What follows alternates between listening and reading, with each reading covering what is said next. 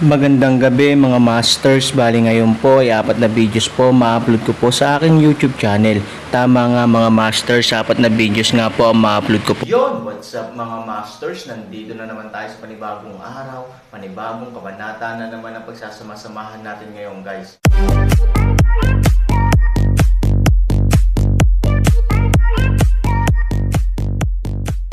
Bali mga masters, kung bago ka pa lang po sa aking YouTube channel, please click the subscribe button, lalong-lalo na po yung notification bell guys, para maging connected pa rin tayo sa isa't isa at maging updated kayo sa mga susunod ko pang video. Bali mga masters, bago natin umpisahan ng kwento ay mag-shoutout po muna tayo para sa mga solid nating tagapakinig. Yun na nga mga masters, no? Bali hindi na ito patagalin. In 3, 2, 1, let's go! Mga master, magbabalik tayo sa pag-upload ng 4 na videos everyday simula ngayon araw. Salamat sa solid na pagsuporta mga master. Malinaw na natatandaan ni Han Sanchen na sa sandaling maabot ng malakas ng 8 mundo ang tunay na banal na kaharian, maaari nilang likhain ang mundo na nagdududa kay Han Sanchen. Ang mundo ba ng Xuanyuan, o maging ang lupa, ay malilikha ng malalakas na lalaking ito. Para sa kanila, ito ay isang simpleng laro para sa libangan, o kahit na nanonood lamang ng kaguluhan. Nang ipaliwanag ni Han Sanchen ang sitwasyon ng 3 kaharian ng mundo ng Xuanyuan sa 3 tao ng Moyang, nabigla si Liu Fang. Siya ay isang guro ng pagtuturo at pagtuturo sa mga tao, at siya ay partikular na interesado sa kasaysayan, kaya't hindi niya maisip kung paano maaaring mabuhay ang 3 tao ng magkaibang panahon sa parehong espasyo. Aaron, nagsasabi ka ba ng totoo? Si Liu Fang ay hindi naniniwala sa Aaron, ngunit ang ilan ay hindi makapaniwala. Dahil sa kanyang opinyon, ito ay ganap na imposible. Hanggat may konting ugnayan ang 3 bansa, tiyak na manggaguna sila sa atrasadong panahon kapag sila ay sumulong. Hanggat mayroong isang tiyak na yugto ng panahon, ang pag-unlad ng 3 bansa ay magiging balanse. Paano nila mapapanatili ang kababalaghan ng 3 magkakaibang panahon? Siyempre totoo. Ipapakita ko sa iyo kung may pagkakataon. Sabi ni Aaron. Paano ito ginagawa? Wala bang kontak ang 3 bansa? Tumingin si Liu Fang kay Aaron nang may pagdududa. Dahil sa pagkakaroon ng madilim na kagubatan, walang gaanong intersection sa 3 bansa, at kahit may pagpupulong, dulot din ito ng digmaan. Gayunpaman, ang Aaron ay sigurado na ang mga monarka ng 3 kaharian ay dapat malaman ang tungkol sa sitwasyon ng bawat isa, ngunit hindi nila binago ang kanilang bansa dahil dito. Ito ay isang bagay na hindi maisip ng Aaron sa anumang kaso. Si Chang'e ay nasa edad pang umiinom ng dugo. Bakit hindi siya nakasabay sa Imperial Court? Maliban sa gyera, wala talaga silang kaibigan, pero naniniwala ako na hindi ganoon kadali. Sabi ni Aaron sa malalim na boses. Hindi na nagtanong pa si Liu Fang, dahil nakikita niya na masyadong seryoso ang ekspresyon ni Aaron. Sa oras na ito, isang grupo ng mga tao na nakasuot ng itim na damit ay dumiretso sa Aaron at iba pa. Ginagawa nitong mas mabigat ang puso ni Aaron. Ang hininga ng mga taong ito, sa anumang paraan ay hindi kabilang sa mundo ng Xuanyuan, hindi man lang makita ng Aaron ang kaharian ng mga taong ito. Nakikita ang gayong mga tao sa mundo ng Xuanyuan, madaling maiisip ng Aaron kung sino sila. Ipinaalam na sa kanya ni Linlong sa pamamagitan ni Yi Qingshan na ang mundo ng Xuanyuan ay naghihintay kay Ivory kasama ng mga taong may angkan ni Fu, at ang mga taong ito ay malinaw na ang mga may angkan ni Fu. Mauna ka na, bumulong si Aaron kay Aaron. Si Dao 12 ang unang tumayo sa tabi ng Aaron, halatang hindi siya pumayag sa arrangement ng Aaron. Hindi, kung mayroon kang problema, kailangan mong dalhin ito ng magkasama. Sabi ni Dao 12. Antay ate mo, umalis ka na dito at wag mo akong guluhin. Hinihila mo lang ako pabalik. Nagngangalit si Aaron at sinabing ito ang ikalawang araw nang bumalik siya sa mundo ng Xuanyuan. Hindi ko inaasahan na ang mga taong ito ay dumating sa pintuan ng ganoon kaga. Nang sabihin iyon ni Aaron, tila nag-aalangan ang Dao 12. Si Mo Yang ay isa ring poster na hindi ibig sabihin na pumunta. Si Liu Fang lang ang mas makatwiran. Alam niya na dahil sinabi ito ni Aaron, hindi sila dapat manatili para manggulo. Tsaka sa lakas nila, hindi talaga nila matutulungan ang Aaron. Go! Don't make trouble for him, bulalas ni Liu Fang. Si Mo Yang ang unang nakipagkompromiso. Pagkatapos ng lahat, hindi siya nang ahas na makinig sa sinabi ni Liu Fang. Kahit na ang daw 12 ay hindi nakipagkasundo, alam niyang maaari siyang magdulot ng kaguluhan sa Aaron. Nang makitang umatras na si Mo Yang, maaari lamang siyang umatras ng walang magawa. Aaron, ingat ka, sinabi ng daw 12 kay Aaron. Wala na sa mood si Aaron na sagutin ang daw 12, pinapanood ang grupo ng mga itim na damit na papalapit ng palapit, ang presyon ay lumalaki. At ang ganitong uri ng presyon ay hindi lamang psikolohikal, kundi pati na rin ang pisikal. Sa paglapit ng mga taong iyon, naramdaman ni Aaron na ang kanyang mga balikat ay parang may dalang 1,000 libra. Kung hindi siya nagpumilit, matagal na siyang nakaluhod sa lupa. Huminto ang gang ng mga itim na damit sa harap ng Aaron at pinalibutan siya ng bilog. Ito ay, Aaron tainga, ngunit biglang dumating ang isang boses, ibinaba mo ako ng kaunti ah. Napalingon si Han Sanchen sa takot. 1 metro ang layo sa kanya ng isang magandang lalaki na nakasuot ng mahabang puting sando. Ang lalaki ay mukhang maislan tulad ng isang babae, na may malakas na amoy ng maliit na puting mukha. May nakatiklop na pamaypay sa kanyang kamay, patuloy siyang tumitingin pataas at pababa sa Aaron, at puno ng disgusto ang kanyang mga mata. Sino ka? Tanong ni Aaron. Tot. Ang lalaki ay patuloy na umiiling, kung minsan ay bumantong hininga, na halatang ipinapahayag ang kanyang kawalang kasiyahan sa Aaron. Sa harap ng gayong pagkasuklam, galit na galit si Aaron, ngunit sa sandaling ito, wala siyang magagawa, dahil ang presyon ng gravity na dala ng kanyang balikat ay halos hindi siya makagalaw. Sa oras na ito, ang banal na kaharian ay napakahina, dahil ang Aaron ay walang kakayahang labanan ang munting puting mukha.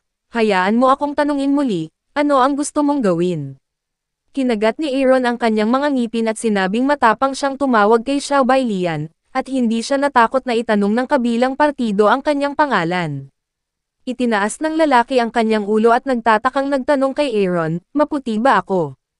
Han, halos ibuga ni Aaron ang isang subo ng lumang dugo, na marahil ang pinaka-hindi kapani-paniwalang sagot para pag-alitan si Xiao Bailian. Ako talaga ang pinakamaputi sa palso ni Fu, salamat sa iyong papuri. Ngunit nakakalungkot na kahit na, hindi ko, like you at all nang hihinayang nasabi ng lalaki, parang gusto niyang baguhin ang ugali ni Aaron, ngunit hindi niya mapigilan ang kanyang puso na puno ng pagkakasalungatan si Aaron na parang tulala, at hindi niya alam kung paano linangin ng isang hanggal ang ganoong kaharian. Ano ang gusto mong gawin? Tanong muli ni Aaron. Tinapik ng lalaki ang folding fan sa balikat ni Aaron. Naramdaman ni Aaron na parang isang bundok ang idiniin pababa sa kanyang ulo. Ang kanyang chi at dugo ay tumataas, at siya ay direktang bumubula ng isang bibig ng dugo. Dahil dito, hindi na nakayanan ng kanyang mga binti ang napakalaking gravity, at sabay-sabay siyang lumuhad. Hindi ko kailangang madumihan ang aking mga kamay tulad mo, ngunit hindi ko maiwasan dahil may utos ang pamilya ko. Kaya ko talagang patayin ang sarili ko. Sabi ng lalaki. Ang puso ni Aaron ay nabigla, ang pulso ni Fu ay masyadong hindi makatwiran, at palagi siyang pumapatay ng mga tao, ngunit hindi niya pinupukaw ang pamilya. Bakit? Bakit mo ako pinapatay? Tanong ni Aaron. Parang narinig nung lalaki yung joke at humagalpak ng tawa. I didn't hear you wrong. Bakit kailangan mo ng mababang nilalang mula sa mababang mundo para patayin ka, sabi ng lalaki? Ang pangungusap na ito ay ganap na nag-alab sa galit ni Aaron. Ngunit nakakalungkot na ang galit ay hindi maaaring paikliin ang lakas sa pagitan ng Aaron at ng lalaki. Gaano man siya kagalit, gaano man niya kagustang labanan, hindi kayang labanan ng Aaron sa harap ng malakas na puwersang ito. Sa harap ng mga taong ito, sila ay mga nunal na langgam at walang kakayahan na basura. He's my man. You can kill him if you say so. Ano ka ba? Sa hangin, isang pamilyar na boses ang dumating. Nang marinig ng lalaki ang boses, mas lalong namutla ang mukha nito, at ito ang walang dugo. Tumaas ang sulok ng bibig ni Aaron, na nagpapakita ng ngiti. Ang hitsura ng boses na ito ay nangangahulugan na siya ay nakatakas sa kamatayan. Si Ivory ay malayang naglalakad sa court. Tila dahan-dahan itong dumating, ngunit nakarating na siya sa Aaron. Yumuko ng malalim ang lalaki at umiyak sa takot, santo. Ang iba sa mga lalaking nakasuot ng itim na damit ay direktang lumuhad sa harap ni Ivory. Ang eksenang ito ay partikular na nakakagulat para sa Aaron.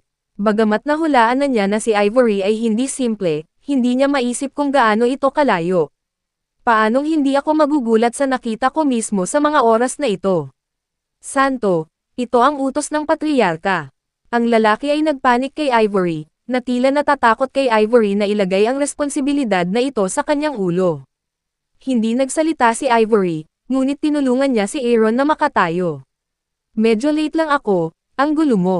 Sabi ni Ivory. Aaron napahiyang ngiti, sinabi, sa lupa maaari kong protektahan ka, ngunit dito, wala akong kakayahan. Hindi ba kita kayang protektahan? Sabi ni Ivory sabay kindat. Sa oras na ito, biglang tumalsik ang lalaki at lumipad sa ere na parang unggoy.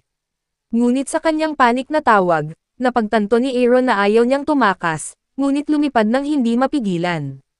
Sumunod, mabilis na bumagsak ang katawan ng lalaki, at malapit na siyang makadikit sa lupa, at hindi pa rin nabawasan ang bilis. Bang! Ang alikabok, isang puting lalaki, ay direktang tumama sa lupa mula sa isang butas. Dahil dito natulala ang Aaron. Ang puting gown ay natatakpan ng alikabok, at lalo siyang nasiraan ng loob. Kahit na ang sulok ng kanyang bibig ay umapaw na may bakas ng pula, Aaron view, gayunpaman, hindi siya nakatanggap ng masyadong malubhang pinsala. Saint, sumusunod lang ako sa utos. Nakayuko ang lalaki noon, ngunit ngayon ay nakaluhod siya sa isang tuhod para ipakita ang kanyang paggalang kay Ivory. Hindi alam ni Aaron kung ano ang ibig sabihin ng salitang, Saint, ngunit ramdam niya ang mahalagang posisyon ni Ivory sa pamilya ni Fu dahil sa pagkakakilanlang santo nito. Kung hindi, ang puting lalaking ito sa isang mahabang kamiseta ay hindi maaaring maging magalang kay Ivory. Papatayin kita, ngunit ito ay aking kalooban, sabi ni Ivory. Nagpakita ng takot ang lalaki. Hindi mapigilan ni Aaron na matawa. Hindi ba't ngayon lang siya sinabi ng lalaking naka-white shirt? Patayin kung gusto mo, walang dahilan. Saint, hindi mo ako mapapatay. Sabi ng lalaking naka-white shirt. So what if I kill you? Meron bang maglalakas loob na guluhin ako? Isa ka lang utusan. Sinong tatalikod sa akin dahil sayo? Sabi ni Ivory. Lalo nitong ikinatakot ang puting lalaki. Sa katunayan, sa kanyang posisyon sa pamilya ni Fu, walang makakaaway kay Ivory dahil sa kanya. Ang mga santo at domestic servant ay hindi magkatulad, at maraming tao ang katulad niya. Mahirap sabihin na runner lang siya. Tila hindi mabata ang pagkakakilanlan, sa mga mata ni Aaron ay napaka hindi kapani-paniwala. Isa lang itong domestic servant. Napakalakas niya. Anong uri ng lakas mayroon ang tunay na master sa pulso ni Fu? Ang pinakamahirap para sa Aaron na tanggapin ay hindi siya kahit isang domestic servant, at wala siyang pagkakataong lumaban. Saint, ano ang dapat kong gawin upang mailigtas ang aking buhay? Tanong ng lalaking naka-white kay Ivory. Alam niyang hindi siya makakaligtas sa pananakot kay Ivory. Maaari lamang niyang kunin ang espada upang matugunan ang ilan sa mga kinakailangan ni Ivory. Siguro nagkaroon siya ng pagkakataon na mabuhay. Gusto mo bang mabuhay? Sabi ni Ivory sa lalaking nakaputi. Ayoko pang mamatay. Sagot ng maputi. Bigyan mo ako ng pagkakataong mahuli ang bug na iyon para sa akin. Sabi ni Ivory. Sumimangot ang puting lalaki at sinabing, Santo, dapat mong malaman ang gamit niya sa mundo ng Xuanyuan. Kung mahuli mo ito, maaari mong inisin ang ilang tao. Iba't ibang kahulugan ang narinig ng Aaron mula sa pangungusap na ito. Ang paggamit ng linlong sa Xuanyuan mundo, ngunit dinanoy ilang mga tao. Naaalala niya na ang dahilan kung bakit si Linlong ay nasa Xuanyuan world ay dahil sa pagtakas niya at ayaw niyang maging riding pet ng mga taong iyon. Ngunit ngayon tila ang mga bagay ay hindi gaanong simple. Bagamat kusang dumating si Linlong, may ilang sikreto na hindi alam ni Linlong. Maaaring ito ay sadyang ginamit. Sa palagay nito ay nakatakas ito sa mundo ng Xuanyuan, ngunit sa katunayan, may taong kusa itong gumawa nito. Yun na nga mga masters, no? Bali panibagong kabanata na naman yung natapos natin ngayong gabi. Muli, maraming salamat po.